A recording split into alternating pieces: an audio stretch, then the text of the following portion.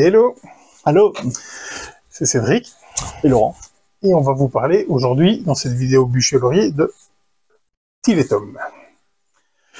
Tiletum a un 4 joueurs pour des parties de 90 minutes, c'est du 14+, c'est chez Board & Dice, localisé par Pixie Games, avec un poids BGG de 3,36 sur 5.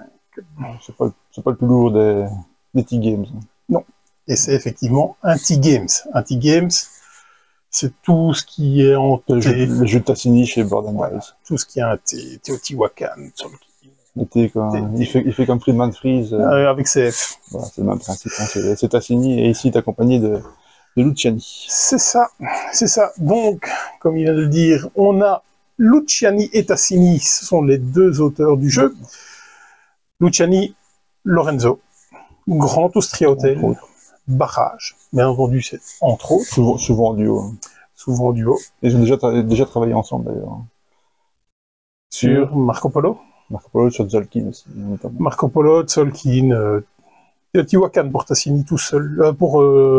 Oui, pour Tassini tout seul. Ouais, bah, tout, les T-Games, c'est des jeux de Tassini avant tout. Hein, et parfois, il est accompagné de Luciani. Au pinceau, nous avons Giorgio Michele qui nous a fait Évolution. Oui, c'était, je le dis. C'est des illustrateurs in-house chez Board & Dice. C'est ce que BGG m'a dit, en tout cas. Et il était accompagné de Zbigniew Ugelter.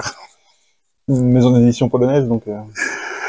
Et lui, voilà. Il nous a fait... Ben, il est resté dans la maison, hein. Origins, Sekenu, Tawantin Sulu. Il est resté dans la maison. Ça, c'était pour les mensurations. Pour le pitch, tu t'y colles? Oui, s'il y en a un, bon, c'est un Eurogame, donc... C'est un Eurogame. Voilà. Cherchez-le. Voilà, il faut le chercher. Maintenant, on va jouer, endosser le rôle de marchand au début de la Renaissance, et on va essayer de participer à la construction de différents édifices, des cathédrales en l'occurrence. On va participer à des foires commerciales. On va faire différentes choses comme ça. Ça reste un Eurogame, hein, donc ça va pas beaucoup plus loin que ça. On peut essayer de trouver du sens. On va essayer de marquer un maximum de points de victoire en faisant différentes actions qui font plus ou moins sens, basées sur un système de draft de dés. Ouais. Tu veux en parler des drafts de dés? Oui, s'il faut. Donc, un survol des règles, hein, parce que ça sert à rien d'inciter sur le pitch, comme tu nous as dit, parce que... non, il n'y a pas vraiment... On est bien plaqué, hein. Oui, on pourrait mettre n'importe quoi là-dessus. Bien sûr. Donc, c'est pas spécialement un énorme jeu complexe. C'est vraiment quelque chose, beaucoup d'anticipation, essayer de bien voir où on va aller, et peut-être un jeu opportuniste aussi, je trouve. Ouais, bon, il y a quand même quelques petits axes stratégiques. Ouais, bien sûr. Maintenant, donc, oui. À votre tour de jeu, donc on a une roue ici d'action qui va tourner chaque tour, et donc les valeurs des dés vont bouger sur les actions à chaque tour. Ce ne seront pas les mêmes tours. On va faire 4 tours, et à chaque tour, on va prendre 3 dés pendant ce tour-là. Donc 1, donc chaque joueur. Les dés vont vous donner des ressources en fonction de la couleur des dés, et vous vont donner des actions en fonction de où il se trouve à ce moment. 6 actions possibles, monter sur la piste du roi. On a la piste fou qui est un peu le joker, qui nous permet de faire une autre piste que celle-là. On a la piste de marchand, où on va déplacer notre marchand sur la map. On va pouvoir construire des maisons où est notre marchand. Ça va nous valoir des points de victoire à la fin de la partie, ou peut-être sèchement, en fonction des emplacements qui vont être pris. Des bureaux de commerce. Des bureaux de commerce. Pas vraiment des maisons, parce qu'il y a des maisons qu'on va pouvoir louer. On va aussi déplacer un architecte qui, lui, va construire des pilastres, comment? Oui, bon, c'est juste un marqueur qui dit que si on a passé une colonne dans une ville, on peut participer à la construction de la cathédrale et marquer des points. Des points en le faisant.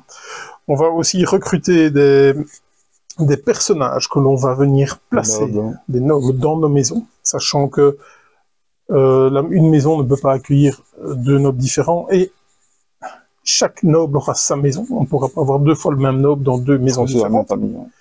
Et on va aussi pouvoir réaliser des contrats. Et ça, tu l'as très très bien fait la partie d'avant. J'ai testé, j'ai vraiment axé là-dessus, j'ai fait que ça. En gros, c'est à peu près ça. Donc les contrats, on va dépenser X ressources pour marquer X points de victoire. Pour les nobles, eh ben, on va les déplacer dans nos maisons. Une fois que les maisons seront remplies, eh ben, ils vont tous s'activer et nous donner tout un petit pouvoir. Des pouvoirs, on va gagner des ressources, on va gagner des déplacements, on va gagner un peu de tout. On va leur mettre un blason aussi, on va essayer de collecter des blasons qu'on va retrouver au niveau des contrats, mais aussi au niveau de la map, un peu partout. Bien entendu, chaque noble aura son blason et il ne pourra pas avoir 2 fois le même blason dans votre espace de jeu.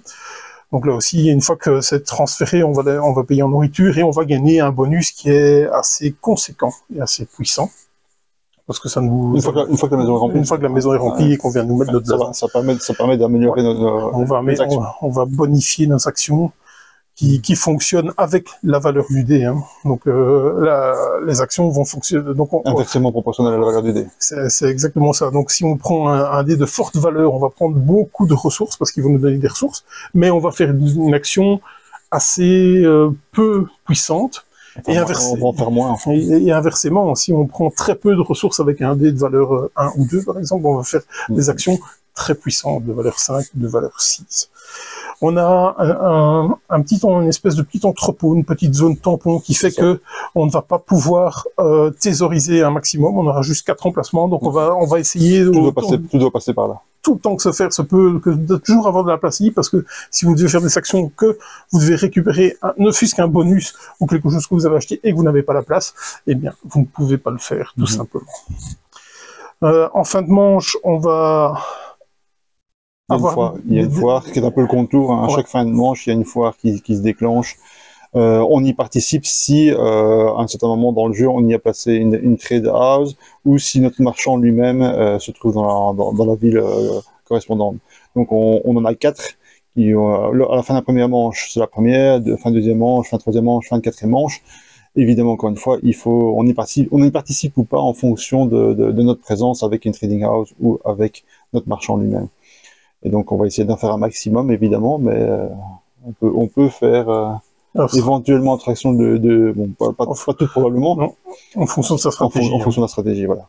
Parce qu'il y a rien de fixé, en fait. Vous avez une des valeurs qui est fixée, et l'autre valeur est tirée au hasard. Donc, qui vous définira un nombre de points de victoire, mais aussi la condition qui va vous permettre de scorer, et aussi la première tuile est incrustée. Ouais. Ce sera Atiletum, et les 3 autres tuiles seront tirées au hasard, et ce seront 3 villes tirées au hasard qui déclencheront un scoring à chaque fin de tour. Oui, et puis il y a des comptes finales, mais qui est relativement faible, hein, en fonction de la présence des colonnes et des trading houses. C'est quand même assez balèze. Et des maisons complètes. Mais c'est vrai qu'il y a relativement peu de scoring final. La plupart des points se scorent au cours du jeu. On voit vraiment son marqueur avancé. Il y aura aussi un décompte sur la piste du roi, qui peut, si on laisse trop aller, amener jusqu'à 10 points négatifs. Et si on essaye de le pousser assez fort, 15 points positifs. Ouais, en plus de récupérer aussi une petite tuile bonus et de déterminer l'heure du tour pour la manche suivante. Ouais. Et comme c'est pas un placement d'ouvrier, c'est un draft de dés. Un draft de dés. Et voilà. Donc bien entendu, on va devoir aussi débloquer nos maisons. Donc pour débloquer nos maisons, il faut tout simplement les remplir de nobles, et alors on récupérera nos maisons. Pour débloquer nos colonnes, il va falloir réaliser des contrats qu'on va venir mettre ici. Et c'était un survol des règles un peu globales. J'ai oublié quelque chose. Probablement pas maintenant. Le jeu est relativement simple. Le teach est relativement court. La partie aussi, je dirais que c'est du... Ouais, 90 minutes à mon avis, c'est une partie à 3 joueurs. C'est du 20 bonnes minutes par joueur à mon avis, peut-être un petit peu plus, mais pas beaucoup. C'est par rapport à toute la gamme T-Game, c'est probablement un des plus d'entrée de gamme entre guillemets. C'est pas péjoratif parce que le jeu est très agréable, mais c'est certainement pas le plus prise de tête de tous. Le twist, ou les twists, je dirais c'est la sélection d'actions avec le fait qu'on choisit un dé pour ses ressources et la quantité de ressources qu'il nous apporte, en sachant qu'on va faire une action inversement proportionnelle au nombre de ressources qu'on a pu récupérer. Donc si on prend beaucoup de ressources, on fera très peu d'actions et vice versa. Donc ça, c'est le twist qui va pas 50. Oui, le reste est classique. Ouais, Hein. ouais. Le reste est fort classique. Mais effectivement, ce twist, c'est vraiment très bien trouvé, je trouve. C'est tout simple. Et Je pense que ça a déjà certainement dû être fait, mais... je sais pas, Mais il y a bon, rien, c'est vrai qui que me j'en va. ai pas un qui vient spécialement en tête. Il y a rien qui me va, mais ça m'étonnerait que ce soit quelque chose. effectivement, quand on vient, on prend un D6, on prend 6 ressources, boum, et puis l'action est vraiment faiblarde. Donc là aussi, bien entendu, moyen de moduler aussi en dépensant de l'or, on va pouvoir moduler des dés qui fait Ça, que on est rarement bloqué. Hein. Ouais, c'est ça. On peut même quasiment, je pense, toujours faire plus ou moins ce qu'on veut. Il faut juste trouver le bon cheminement et la bonne combo pour y arriver. Et l'anticipation. On est relativement rarement coincé, ce qui n'est pas toujours le cas dans les jeux du duo. Ouais. Il est relativement ouvert. Il est généreux en ressources aussi. Hein. Oui, il est satisfaisant. Moi, on parlait tout à l'heure de Lorenzo, par exemple, qui peut l'être, mais qui peut aussi ne pas l'être du tout, ça dépend des parties. Ici, la partie sera toujours satisfaisante, il est très combinatoire. Les tours peuvent être assez longs, et on peut être amené à faire, parce que tu parlais de 6 ressources, mais on peut très bien aussi faire 6 voire plus actions, surtout si on a les actions améliorées. Ouais. Et donc ça peut vite devenir beaucoup de choses. Les tours peuvent être longs, à 4 à mon avis, c'est un petit peu longué. J'ai jamais joué à 4. Ça doit être un petit peu longué, maintenant, ça reste, la durée doit quand même rester raisonnable, mais c'est vrai que certains tours, quand on enchaîne les combinaisons, en plus il y a un peu d'analysis paralysis, ça peut durer. Ouais. Parce on va essayer justement de se dépatouiller de cette contrainte de dés et de ressources. On va essayer de la majoriser. Essayer d'arriver à ce qu'on veut, parce que finalement on a 3 actions par tour, et à la fin, par manche, et à chaque fin de manche, il y a une fois, et on doit essayer de maximiser évidemment nos placements sur la map pour pouvoir engranger un maximum de points, et donc quelquefois on cherche pour pouvoir faire optimisation. Voilà, c'est ça, c'est le principe de ce genre de jeu, évidemment. Il n'y a pas vraiment de surprise. Parler d'un twist, je peux parler pas vraiment d'un twist, je parlerai d'une mécanique qui fonctionne bien. Ouais, c'est une mécanique, pour moi, c'est un twist, on est bien d'accord. Non, mais c'est vraiment, voilà, j'ai trouvé ça fort malin. Il y en a pas d'autres, hein, pour moi, parce que le reste est fort classique. Non, clairement pas. Au niveau de la rejouabilité, moi j'ai toujours un problème avec cette rejouabilité, cette variabilité. Je trouve qu'il n'est pas spécialement rejouable, mais il est surtout très variable, parce qu'il y a énormément de paramètres qui vont changer. Ça va se faire, hein. S'il est variable, forcément il est aussi rejouable. Maintenant, ça dépend, encore une fois, si vous faites 100 parties de vos jeux, vous pouvez relativement rapidement voir une certaine répétitivité. Maintenant, je pense qu'on le fait de moins en moins. Parce que la variabilité, elle va se trouver ici. Au bout du compte, on fait toujours plus ou moins la même chose. Hein. Il y a 3-4 stratégies viables, et puis après, on fait un peu toujours la même chose. Ce qui est pas nécessairement désagréable. Au contraire, on s'améliore. Encore une fois, si on en fait 100, évidemment, on peut commencer à se lasser. Maintenant, c'est vrai que la map est fixe, beaucoup de choses sont fixes, à part les foires, à part les bonus qui sortent. Enfin, c'est ça. Ici, ça aussi, on en a pas parlé, mais on peut aussi éventuellement passer des petites tuiles comme ça pour remplacer les actions de manière à ce qu'elles ne soient pas toujours dans le même ordre.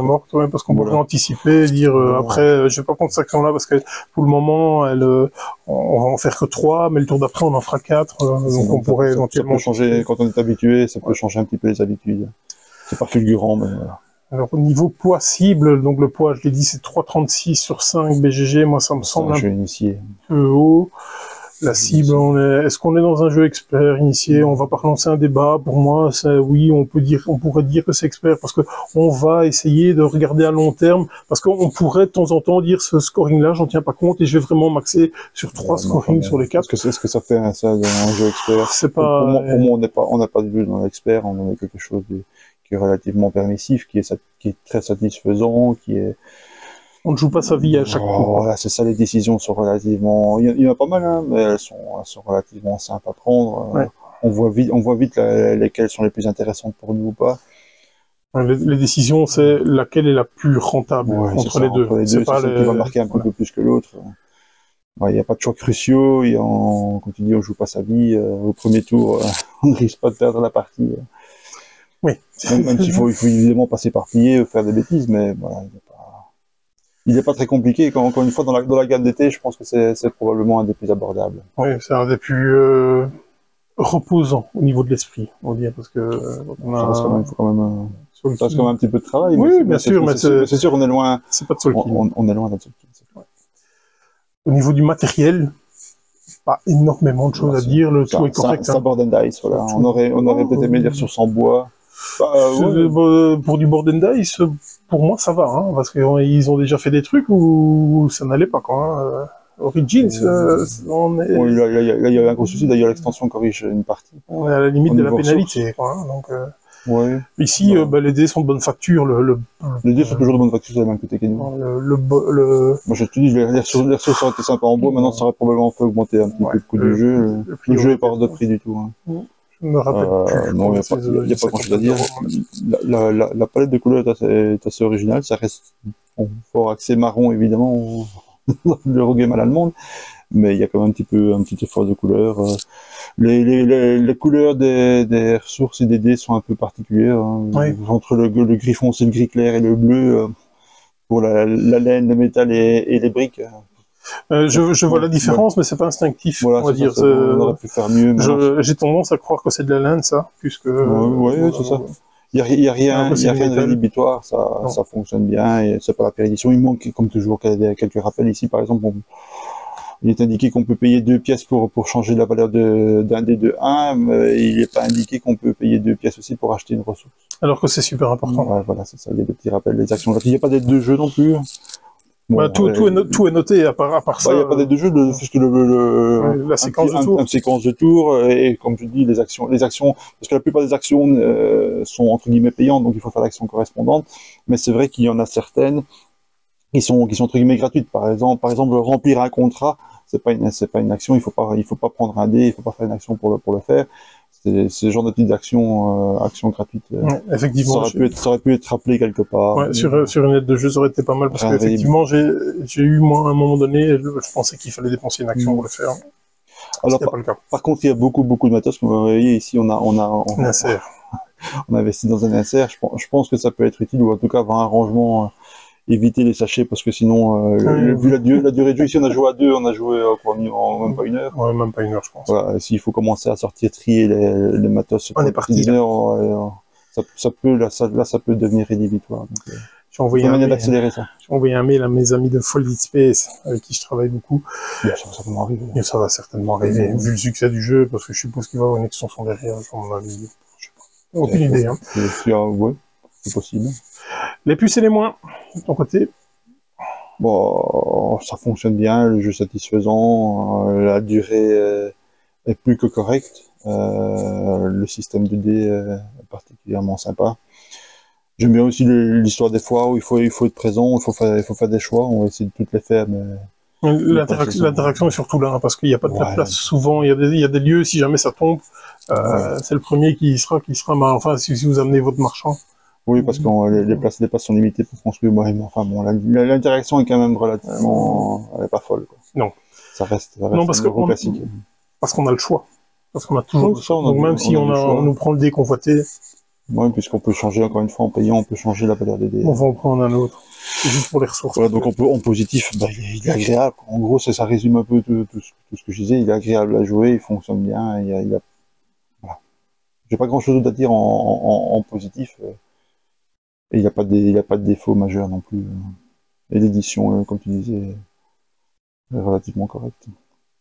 Est-ce que tu vois d'autres points positifs? Non, le positif, non, on n'a pas grand-chose à dire. Non. T'as tout dit au niveau du positif. Dans le négatif, t'avais trouvé des choses à dire ou?